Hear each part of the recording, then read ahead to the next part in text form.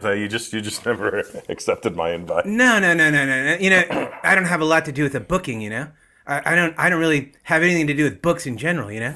Oh, the Jeff Richards Show. Oh, It's my show, but I'm never there.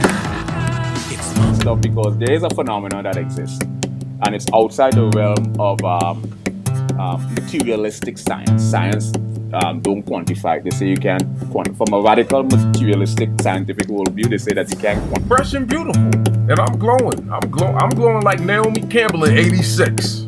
speaker, microphone, my microphone. Charged.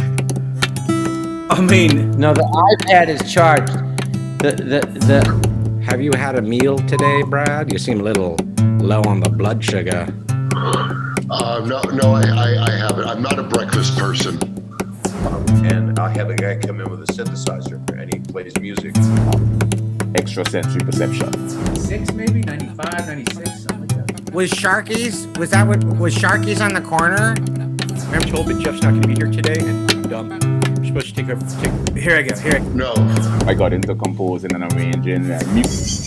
You ready to